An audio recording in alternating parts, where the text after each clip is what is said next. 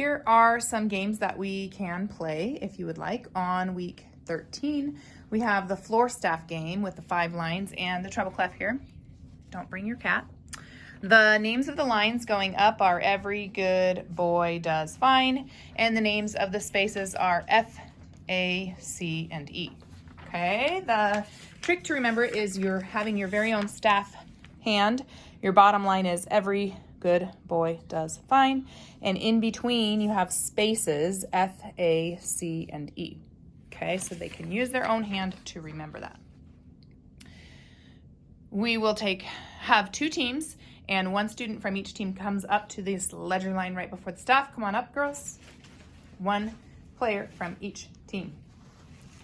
Toes to the line, and they each have a bean bag, and they are going to place it first. The tutor will call out a pitch name, and they walk up and place their bean bag, and they maybe want to walk up quickly and be the first one. You can decide as a tutor if it's the first one who places it correctly gets the point, or if whoever places it correctly gets a point. Okay, your pitch is G. Okay, Ava, you walk up and place it this time, okay? Nope, go for it. Go put it where you want. And they might mess up, so you might have to reiterate the directions. That's okay. So did they get it on the G line? Every good? Yes, they did. So I could say either they both got a point, or maybe in the older classes we're a little more competitive. Annalise got the point because she did it first. Okay, that's the first option. Go ahead and pick up your beanbag. Then you can keep playing. Go through the whole class. The next pair of students steps up to the line. You can continue in that way, placing it, or you can choose the next option, which is to toss the beanbag. The students are standing at their line, right behind your line, so that you're both on equal standing. And I would say E. And they're going to toss it and try to be accurate with their toss. Go ahead. Go ahead, Ava.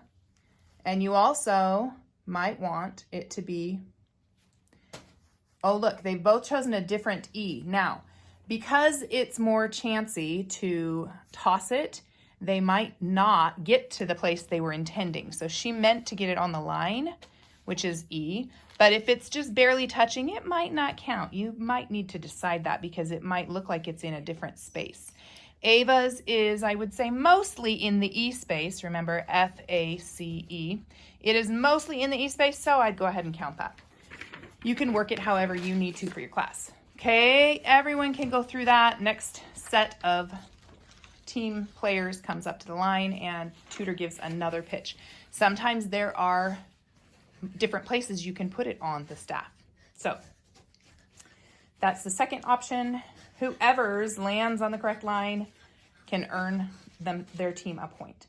The third option is the tutor calls out a pitch, and the students, set your beanbags down over there, please, nope, set it down. Just out of the picture. Oh. Students can run to their place on the staff. Now, when they get to the place, they might go like this, and now their foot, is it in a space? Is it on a line? I don't know. It's too big. They might have to turn sideways to put their foot in. So they're going to stand on their spot. If they're standing on a line, they need to stand right directly on the line. So tutor calls out D. Go. Quickly. They're figuring it out. And that one you might want to count the first person there as a point, or if you have a small class, you can go ahead and count. They both did every good boy does. They got the 4th line. That is correct. Come on back.